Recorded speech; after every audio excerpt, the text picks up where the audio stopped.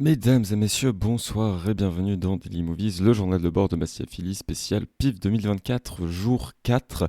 Alors aujourd'hui on se retrouve non pas pour parler de 5 films comme prévu, mais pour parler de 4. J'étais vraiment beaucoup trop fatigué pour assister à la séance de minuit. Donc voilà, malheureusement je n'ai pas vu Getaway, je suis très saoulé par ça parce que j'avais vraiment envie de le voir, mais j'étais vraiment pas du tout en état de faire une séance en plus et aussi tard. Donc voilà, mais bon, il y a un épisode quand même à 4 films, ce qui est pas mal, ce qui est un gros programme. C'est pour ça que je vais essayer de peut-être faire des critiques un petit peu moins courtes pour me faciliter la tâche au montage et vous faciliter la tâche à l'écoute. Et on commence tout de suite par un film en compétition, à savoir Dead Talent Society de Jon Sue. 现代的鬼号即将在此横空出世。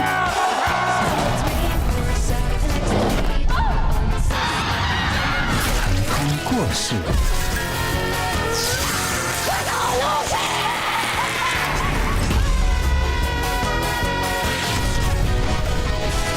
Une jeune fantôme reçoit un ultimatum de la part de sa communauté. Si d'ici un mois elle ne parvient pas à attirer l'attention des vivants à l'aide d'une démonstration spectaculaire d'activité paranormale, elle disparaîtra à jamais de l'au-delà. Alors du coup c'est une comédie pour contextualiser parce que je trouve que le synopsis est assez incomplet, donc du coup où les événements paranormaux, les fantômes,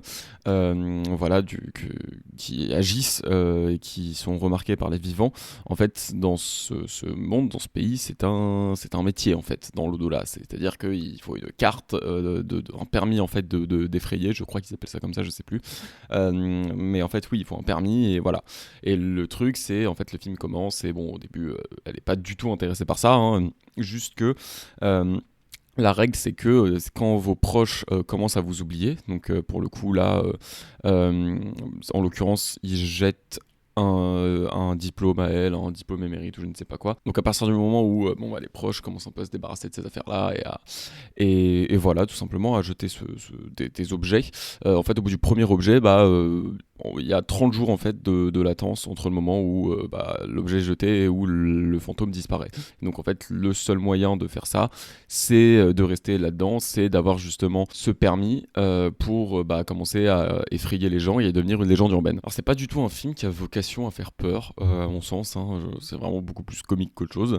Et justement là-dessus, je trouve que dans la vibe, enfin je pense que, je dis pas ça parce que c'est deux films asiatiques, mais j'aurais beaucoup aimé retrouver ce que j'avais vraiment kiffé dans Ne coupez pas. C'est-à-dire que bon, au début...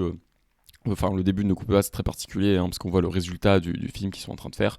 On comprend pas tout et puis après il y a la dernière heure qui vient remettre tout ce contexte là.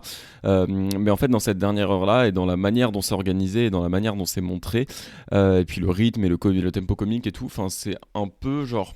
J'ai senti que le film essayait de s'inscrire un petit peu là-dedans, dans ce type d'humour-là, mais c'était pas aussi poussé et réussi, je trouve, que l'avait fait Ne coupez pas. Et c'est dommage parce que j'aurais aimé que ça aille plus loin, j'aurais aimé qu'il y ait plus de rythme, j'aurais aimé qu'il y ait plus de percussions, j'aurais aimé que ça ose plus aussi, parce que pour le coup, c'est absurde, je trouve, comme comédie. Donc ouais, c'est dommage, je trouve, là-dessus, en tout cas, que ça ne le fasse pas, parce que je pense qu'il y a moyen de pousser beaucoup plus. Après, en soi, est-ce qu'il y avait besoin? Je trouve que le film fonctionne tel qu'il est, mais fonctionne pas aussi bien que ce qu'il aurait pu. Et en fait, c'est d'autant plus dommage que pour moi, c'est un film qui tire beaucoup trop en longueur. C'est un film qui fait 1h50 et je trouve qu'il n'a pas besoin de faire 1h50. Je trouve que ça suffit très bien en fait. Pour le coup, franchement, en 1h30, le propos pouvait être expédié. Je trouve que ça traîne beaucoup pour arriver au but. Et c'est dommage parce que c'est un film qui a beaucoup de qualité, très clairement.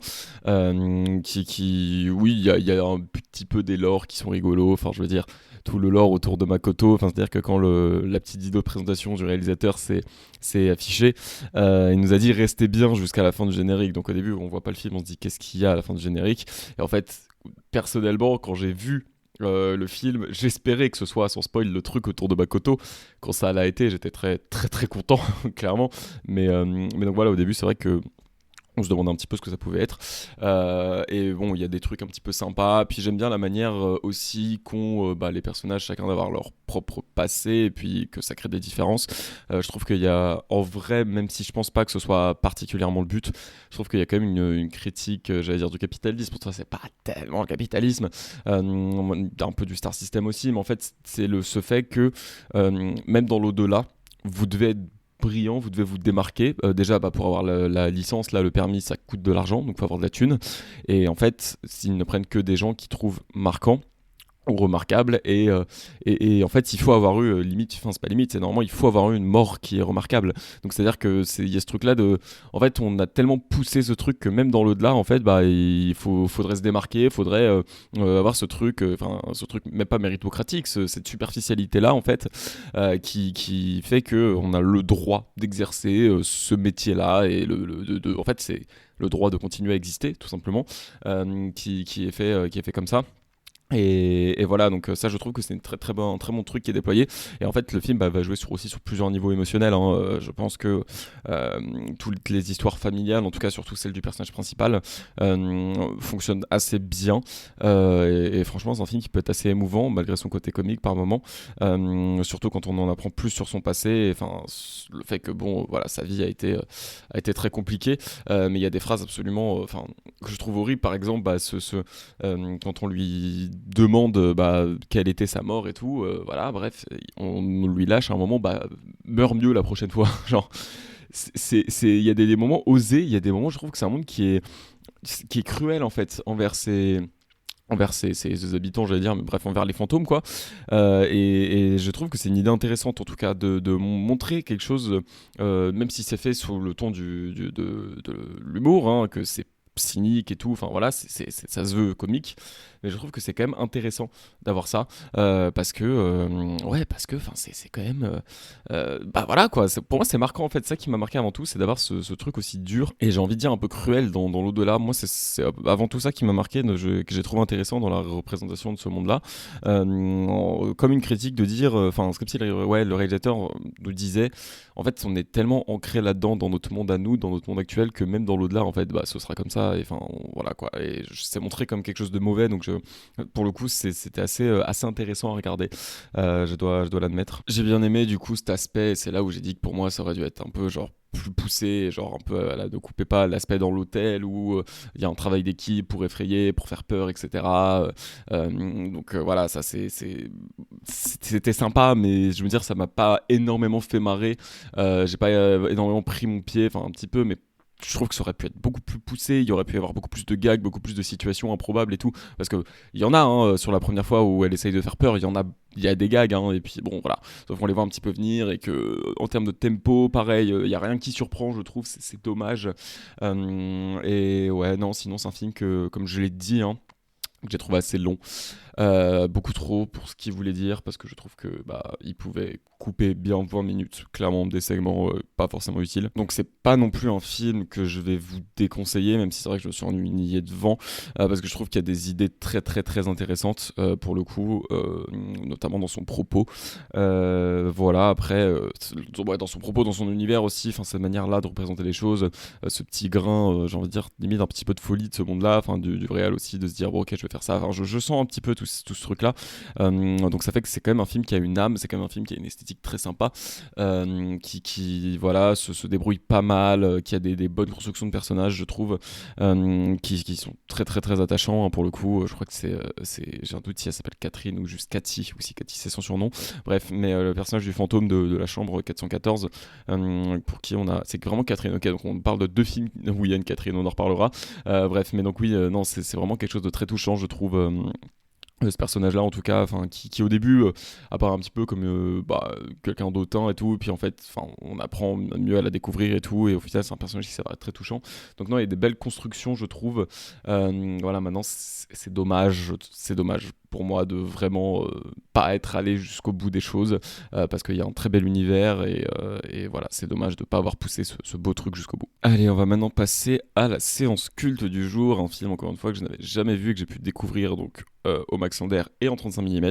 On va parler de Demolition Man de Marco Rambia. Be unleashed on a future that isn't big enough for the both of them. Sylvester Stallone, Wesley Snipes, Demolition Man.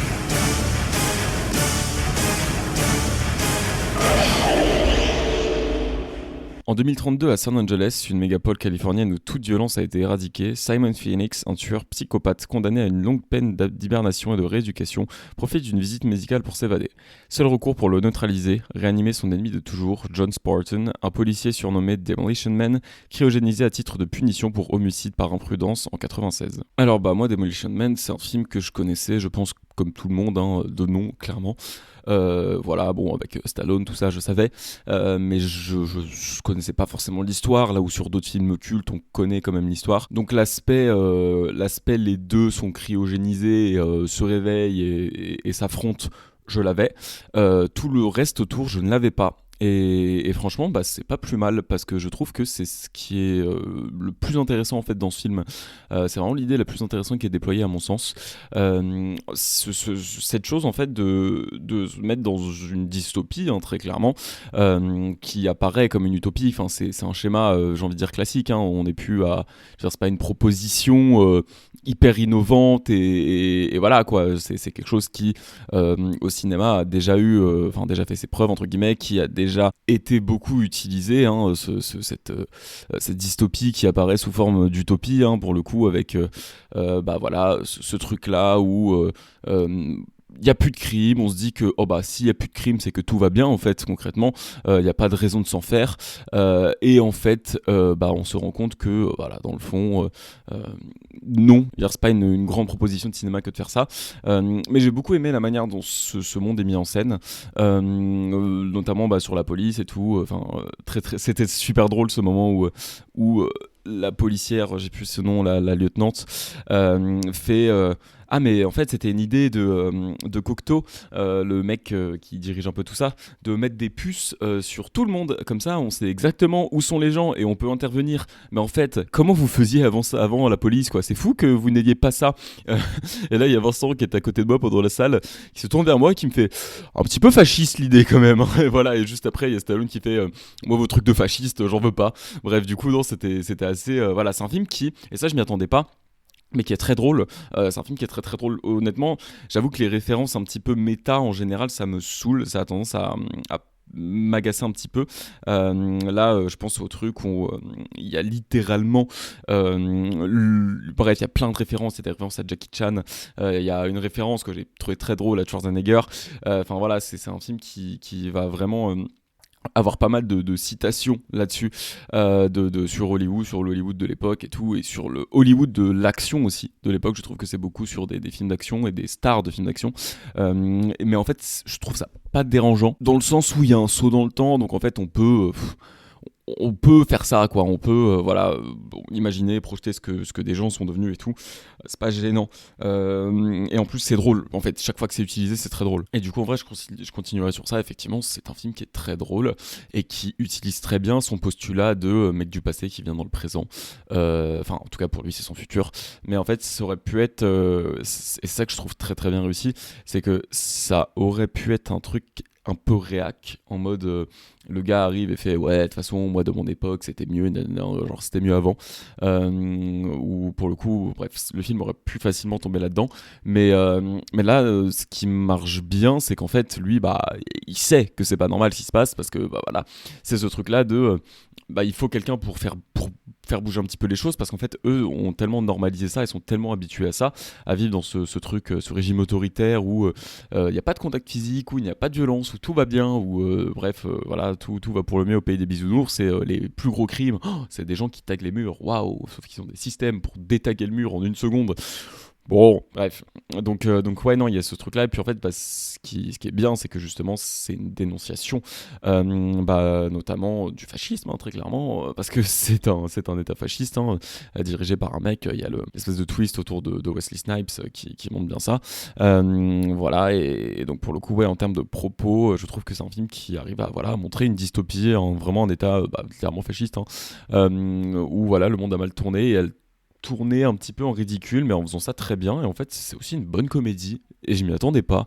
Et voilà, c'est pour ça que je voulais insister là-dessus dans ma critique, c'est que je ne m'attendais pas à ce que ce soit drôle. Et en fait, ça l'a été. Et j'ai kiffé. Pour vous dire un petit peu à quel point le truc se prend pas trop au sérieux, le méchant, enfin, se prend pas trop au sérieux, façon de parler, quoi. Mais le méchant s'appelle Edgar Friendly. Voilà, le mec qui veut être buté. Donc bref, il y a tout ce truc-là. Bref, voilà, c'est un film qui est assez intelligent, très clairement, hein, et qui détourne les choses avec humour et qui est pas mal, mais c'est aussi, comme vous le savez sûrement, ou pas, je vous l'apprends, mais bref, en tout cas, c'est aussi un film d'action, voilà, qui, pour le coup, je trouve très bien, et je l'ai compris, alors même si le son était très fort, j'ai trouvé, sur la première scène, mais la première scène, c'est vraiment, ça pète de partout, quoi, c'est énorme explosion et tout, et donc, ouais, non, j'avoue que je ne m'attendais pas vraiment, enfin, les films d'action, pour moi, c'est qui tout double, hein, faut vraiment que ce soit vraiment cool, et bien fait, parce que sinon, je m'ennuie très vite, et là, pour le coup, bah, c'était le cas, je trouvais que c'était un très, très, très bon film d'action, et voilà, enfin c'est un film à titre personnel que j'ai beaucoup aimé. Voilà, il y a vraiment des bons. Aussi, l'action marche bien parce qu'il y a clairement le duo et l'affrontement entre Stallone et Wesley Snipes qui marche très très très très bien. Le personnage de Sandra Bullock aussi marche très très bien. Enfin bref, c'est un film qui repose aussi sur des duos, sur des dualités aussi. Bref, en tout cas, sur des rapports entre ces personnages et qu'il le fait bien pour le coup. C'est très réussi là-dessus. Et donc voilà, c'est vrai que j'ai beaucoup plus parlé du côté comédie que du côté action. En tout cas, moi, c'est vraiment ce que j'ai aimé et ce propos-là aussi. Après, c'est des bonnes scènes d'action, c'est très divertissant. Je trouve que c'est pas du tout mal réalisé et effectivement, bah, ça fait un petit peu mal au cœur. Enfin, pas de voir le film en lui-même parce que le film est cool, mais de se dire qu'on a perdu un petit peu ça, dans le sens où bah, aujourd'hui j'ai pas l'impression qu'il y ait beaucoup de films d'action qui aient cette qualité dans la réalisation, et effectivement quand on pense à des trucs, bon après c'est un exemple parmi tant d'autres, hein, mais par exemple genre des trucs Taken où il y a 20 000 cuts pour une action, pour un plan, quoi. Je trouve ça un peu bon, c'est dommage. Voilà, moi j'aime bien quand ça laisse tourner dans les scènes d'action, j'aime bien quand on voit les choses et tout, et là je trouve que c'est un film qui met en scène bien de cette manière là, et voilà, c'est très agréable en fait à regarder, et en vrai c'est un bon film, je dirais pas le contraire, mais je dirais que c'est aussi un bon divertissement. Et en vrai, bah, c'est important parfois d'avoir des bons films divertissants. Donc non, sincèrement, ouais, sincèrement, j'ai été très content là-dessus. Et voilà, c'était une très belle découverte. Et franchement, je suis content de l'avoir découvert en salle. Je suis content de l'avoir découvert en Max Linder. Et même en 35 mm, je trouve que ça rajoute toujours quelque chose de découvrir les films comme ça, un petit peu dans leur jus. Donc voilà, je suis très content de cette séance. Et bah, si vous l'avez pas vu, au-delà de vous dire c'est un film culte, il faut le voir parce que j'adhère pas du tout à ce genre de discours. Voyez les films quand vous en avez envie, mais pour le coup je vous conseille fortement le film. Allez, on va passer à un film en compétition qui fait pas mal de bruit, genre dans tous les festivals où il passe, il a gagné beaucoup de prix à Strasbourg. On va parler de You Are the Universe de Pavlo Ostrivkov. Це що, щас прийшло? Так, Андрюха. Звідки? Адресат невідомий.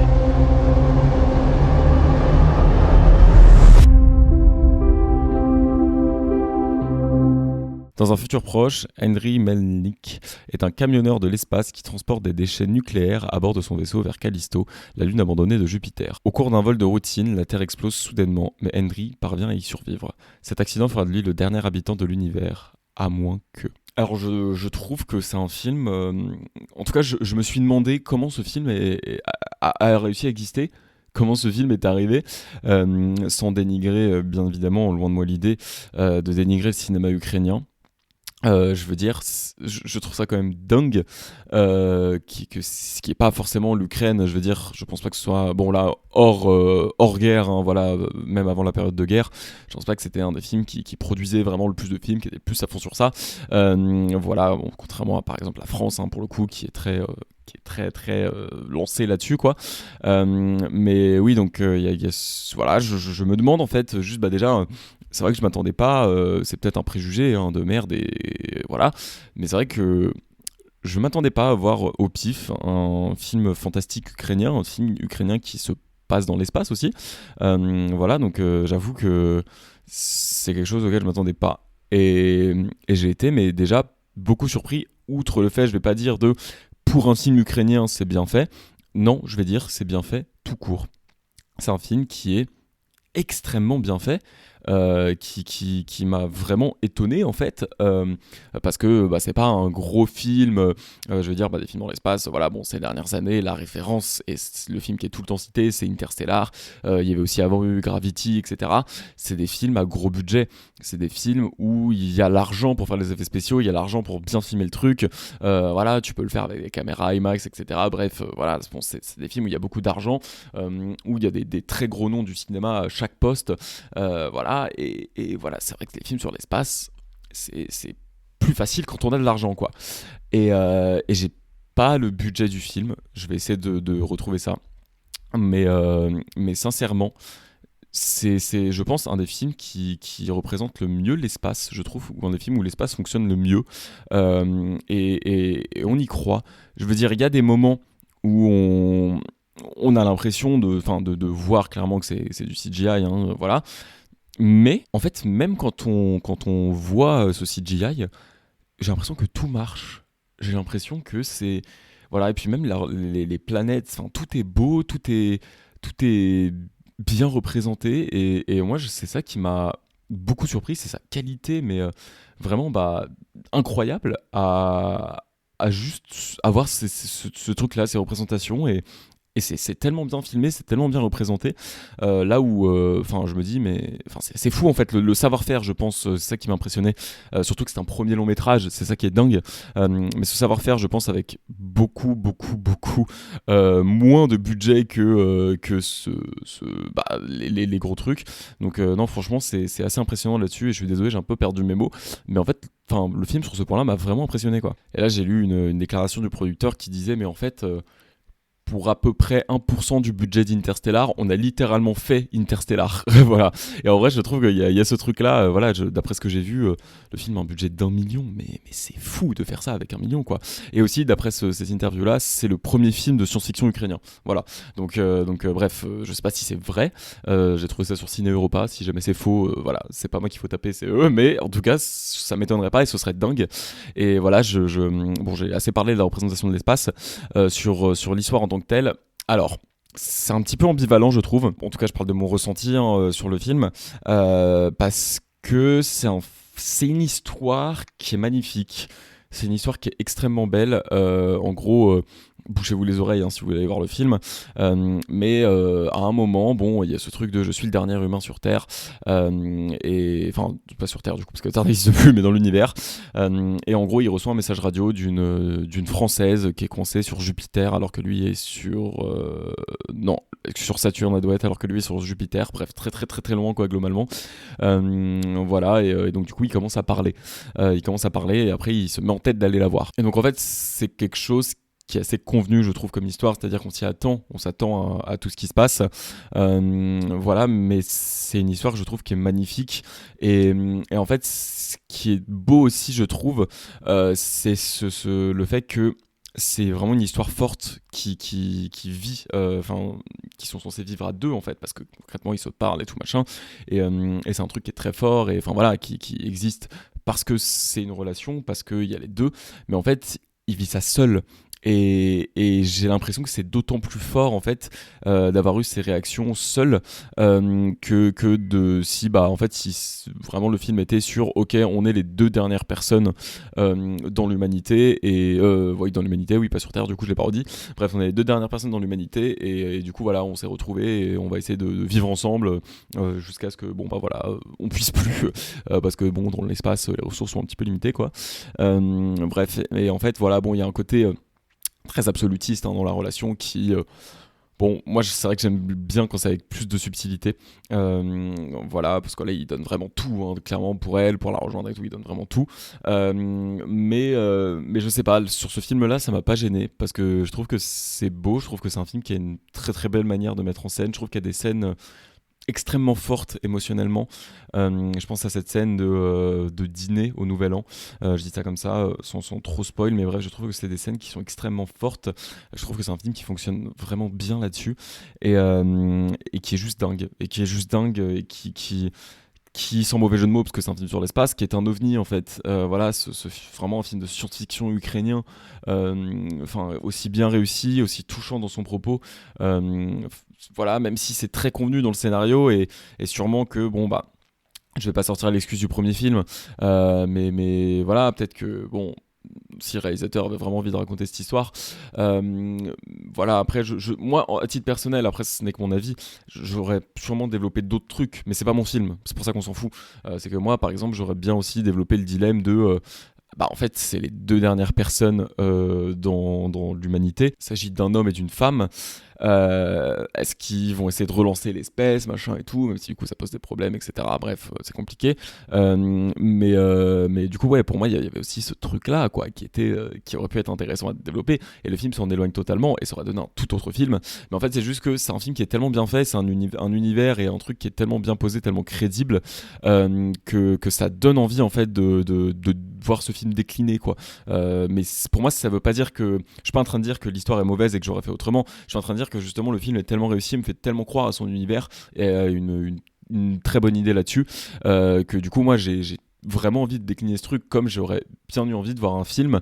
Et pour le coup je pensais que c'était ça, hein, quand on nous a présenté le film, où concrètement le gars est tout seul, c'est-à-dire que c'est juste la dernière personne de l'humanité et il n'y a pas de Catherine qui lui envoie des messages machin, c'est le dernier survivant. Après c'est vrai que je me suis aussi dit que dans tous les cas c'était pas réaliste et que juste voilà quoi, il y avait peut-être d'autres survivants. J'ai pensé à l'ISS, même si en vrai quand la Terre explose il y a des débris qui se baladent partout, qui du coup ont dû pulvériser l'ISS, je pense. Voilà, mais donc effectivement ouais, c'est un film qui en fait c'est très bizarre parce que du coup je suis en train de dire qu'il aurait pu machin et tout et en fait c'est ça le truc, c'est que pour moi le concept est très très bon et d'habitude je suis très critique là-dessus avec les concepts qui sont géniaux et où le film les exploite mal et part dans la mauvaise direction. Et là en fait pour moi c'était pas la meilleure direction à exploiter, mais en fait la direction qu'il prend elle est géniale et ça marche très bien. Donc je crois que c'est une des premières fois où ça me fait ça, où je suis en mode ah ouais mais en fait ça aurait été beaucoup plus intéressant que il nous présente ce truc et tout. Enfin moi j'aurais voulu un truc carrément genre à la limite à la Ghost Story quoi, où il y a vraiment ce truc de solitude où il est tout seul et tout et où ça aurait été assez génial à faire. Mais voilà, enfin je veux dire le film assume sa direction, la prend. Et en fait, c'est assez bien écrit pour qu'on y croie, c'est assez bien écrit pour que ça marche. Et voilà, il y a beaucoup de films, même en festival, hein, je pense à L'Étrange ou il y a Embryo Larva Butterfly, où j'avais dit que le concept était génial, mais c'était trop mal exploité et ça m'avait saoulé. Voilà, d'habitude, je suis très, très critique, et d'habitude, ça fait que je n'aime pas trop les films. Là, pour le coup, c'est une grande réussite. Et c'est assez impressionnant, je veux dire, comme tout court, mais encore plus quand on sait que c'est un premier film qui vient d'Ukraine, qui a été fait avec pas beaucoup d'argent. Donc non, sincèrement, je pense que ce film gagnera. De toute façon, dans tous les cas, quand j'ai regardé, je me suis dit c'est ça qui va gagner la compétition. J'aimerais bien que The Wailing ait un prix aussi, mais voilà, je pense que ce film gagnera la compétition très clairement. Et voilà, enfin, dans tous les cas, c'était assez impressionnant à regarder, c'était très touchant, c'était beau. Et si vous avez l'occasion de le voir, bien sûr, voyez-le. Et en salle, voilà, il n'y a pas eu de distributeur annoncé encore. J'espère que quelqu'un va se positionner dessus parce que c'est un film magnifique et franchement, il faut que ce film sorte en salle. Voilà, ça me ferait mal que ce film ne sorte pas déjà, et ça me ferait encore plus mal que... Enfin non, bon, ce serait qu'il sorte quoi, mais ça ferait quand même très très mal si le film sort en DTV. Et voilà, n'est pas en salle, et ouais, ce serait très dommage parce que franchement, le film est incroyable. Allez, on va passer au dernier film que j'ai vu dans cette journée, qui est un film hors compétition. On va parler de The Rule of Jenny Penn de James Ashcroft. The world breaks everyone, and afterward many are strong at the broken places. Where there are no lions, hyenas rule. Un juge est hospitalisé dans une maison de repos après avoir subi une attaque cérébrale. Là, il tombe entre les griffes d'un patient tordu qui utilise sa marionnette Jenny Penn comme instrument pour imposer sa volonté aux pauvres pensionnaires. Alors du coup, je pense que je vais faire une critique absolument moins longue que l'autre film. Alors du coup, je pense que je vais faire une critique beaucoup moins longue que du Marvel Universe parce que j'ai beaucoup moins de choses à dire sur le film tellement il m'a ennuyé. Je pense que c'est ce film-là qui a fait que j'ai pas fait la séance d'après. Genre vraiment, c'était... Ça m'a épuisé, mais pour rien. J'ai pas compris en fait. Genre, voilà, bref. En gros, j'ai lu une critique Letterboxd sur le film que je vais vous citer, enfin vous traduire parce qu'elle est en anglais. Mais en gros, c'est juste des abus sur des elder abuse, sur des abus sur des personnes âgées, monotones pendant 2 heures. Et pour moi, c'est vraiment ça, le film, et c'est ça qui m'a fait chier, et c'est pour ça que je n'ai pas aimé ce film. Sincèrement, je trouve que c'est juste... Regarde, il est méchant et il fait ça. Oh, t'as vu quand même, il est très méchant. Regarde comme il va torturer les autres. Et là, t'as vu, il va faire ça. Non, mais vraiment, il est très très très méchant quand même. Et regarde, il rentre dans sa chambre. Et en fait, tout le couloir est éclairé de la même façon, sauf sa porte à lui, elle est rouge. Est-ce que tu as compris qu'il était très méchant ? Enfin bref, voilà, c'est ce genre de truc où, en fait, je trouve qu'il n'y a aucun intérêt scénaristique. Je trouve qu'il n'y a aucun propos. Je trouve qu'il n'y a rien. Je trouve que c'est juste événement avec un événement, avec un événement, avec un événement, avec un événement, avec un événement. Et c'est pour ça que je trouve, et c'était un film qui avait beaucoup plu.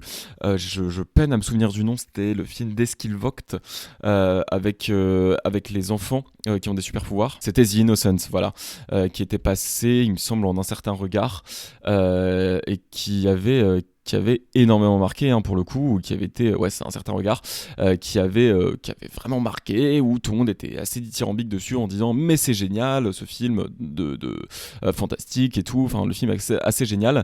Alors pour le coup moi il m'a mis mal parce que c'est vraiment des choses horribles qui sont faites par des enfants, et le mélange des deux, j'avoue que pour le coup c'était bien réussi. Maintenant d'un point de vue scénaristique, effectivement, le film souffrait de ce problème-là. C'est juste, ok, toi tu fais ça, moi je vais faire ça. Regarde, je suis encore plus méchant que toi. Ah oui, mais regarde, moi je peux faire ça et je suis encore plus méchant. Enfin, je caricature, mais c'était vraiment ça. Et j'ai retrouvé le même problème avec Jenny Penn. C'est que c'est un film qui m'ennuie parce que, comme a dit cette critique Letterboxd, j'aurais pas mieux résumé le film. C'est très monotone. C'est très monotone, et je trouve que c'est les mêmes mécaniques. Il se fait attaquer. Ah, il m'a attaqué, machin. Mais non, il vous a pas attaqué. Des fois, il y a des terreurs nocturnes, etc. Il ne vous a pas attaqué, ne vous inquiétez pas. Ah, mais si, regardez, il est revenu, il m'a réattaqué. Alors, en fait, il vient de déposer une plainte contre vous. Comment ça ? Mais non, c'est lui, machin. Et bon, bref, c'est un schéma qui est très classique, qu'on connaît. Voilà, il y a de la manipulation. Il y a quelqu'un qui apparaît comme tout à fait gentil, tout à fait aimable. Même si, bon, on se doute dans cette maison de retraite, enfin, ce centre de rééducation, qu'il a des problèmes, en tout cas mentaux, parce que effectivement il y a toute l'histoire avec sa poupée, sa marionnette, mais en fait concrètement il fait des choses infâmes dans le dos, mais quand les soignants et l'équipe sont là, il fait genre qu'il est tout à fait innocent, etc., très aimable, bref, et il se met beaucoup en scène et tout, et voilà, et donc bref, c'est sûr que c'est un film qui aurait pu, enfin, il y a de l'idée, je trouve, parce que pour le coup, ça peut être assez terrifiant. Je trouve que la vieillesse, et ces dernières années, est particulièrement représentée au cinéma, et à juste titre, parce que la vieillesse, pour moi, c'est terrifiant, et bref, le corps de personnes âgées peut être aussi terrifiant. Ça dépend de comment il est utilisé, très clairement, mais en tout cas, ça peut être terrifiant, et donc pour le coup, ça pouvait être un film qui avait une très bonne idée en faisant ça, mais je trouve qu'il devient très inconsistant, et effectivement j'aime beaucoup ce mot en ce moment, mais parce que il y a beaucoup de films dans celui-là qui sont très inconsistants, et voilà, et c'est un film qui est je sais pas, que j'ai pas trouvé tellement d'intérêt à ce film-là. Voilà, bon, il y a ce petit concept, je pense que l'origine parle de là aussi, c'est ce concept de la marionnette et tout, et bon voilà, mais au-delà de ça, et du fait qu'on présente pareil une personne âgée, qui est pas censée dans l'imaginaire collectif être aussi méchante, aussi vilaine entre guillemets, voilà, je trouve qu'il n'y a pas grand chose de subversif. Je trouve que c'est pas un film qui ose beaucoup, voilà, je retiendrai, je reconnaîtrai au film qu'il y a des segments très bien réalisés, qu'il y a des très belles lumières, voilà, mais en fait un des trucs qui fait aussi que j'ai pas du tout aimé, et que, enfin voilà, au-delà du fait que ce soit monotone, c'est que je trouve que les personnages ne sont absolument pas malins. Enfin voilà, je trouve que il y avait tellement de manières de se sortir de ce truc-là sans le subir pendant 2 heures, parce que putain, le film est long, le film est interminable, 1h45, allez, j'ai abusé, 1h45, mais c'est interminable, vraiment, il n'y a pas besoin de faire autant, et des fois on se dit, ok, bon, là c'est fini. Comment ça, il y a encore un truc derrière? Bref, c'est interminable ce truc, et voilà, je trouve que les personnages n'ont pas à subir ça, que c'est pas très bien fait du coup, et puis même j'ai pas cru à cette chose là, parce que, enfin, je veux dire, dans un établissement comme ça, normalement, il y a des caméras. Enfin, je veux dire, peut-être pas dans les chambres, mais il était dans ma chambre la nuit dernière. Mais non, vous avez une terreur nocturne. Eh ben, regardez les caméras de surveillance. Enfin, voilà. Juste le mec se balade partout la nuit, tout le temps, et personne ne regarde les caméras. Enfin, il y a forcément. Enfin, je suis désolé, mais pour moi, c'est du bon sens que dans un établissement comme ça, il y ait des caméras. Et c'est un truc tout con, mais ça m'a freiné parce que pour moi, le film c'est un court-métrage, quoi. Genre, c'est vraiment la traîne de si jamais il y avait un truc qui change, le film pourrait se terminer au bout de 20 minutes. Bah là, c'est ça. Genre, il était dans ma chambre, d'accord, on va regarder les caméras. Ah oui, effectivement, vous avez raison.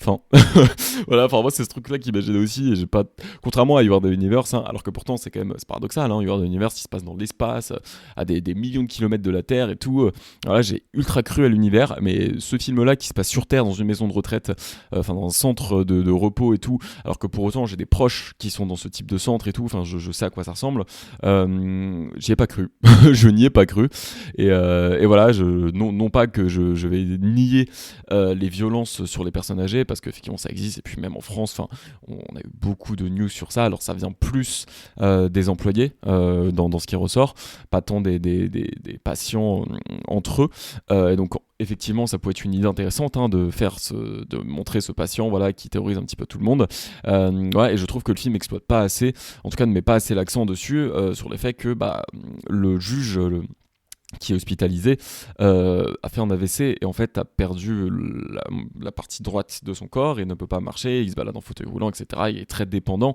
et je trouve que c'est montré, enfin c'est pas accentué, quoi, c'est montré un petit peu, il y a ça.